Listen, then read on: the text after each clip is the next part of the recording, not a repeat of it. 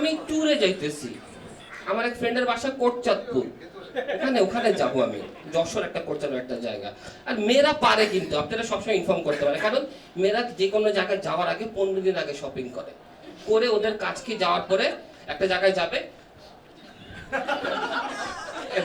আচ্ছা দাঁড়া, আমি একটু হ্যাঁ আমরা এখন ছবি তুলতেছি, পর কথা বলবো। হ্যাঁ ওই যে আমরা প্লেস আছে, আল্লাহ কি সুই জানো, সব কি বলছে। Okay bye. আমার ট্যুরে যায় আমার সাথে আমার বন্ধু পিন্টু।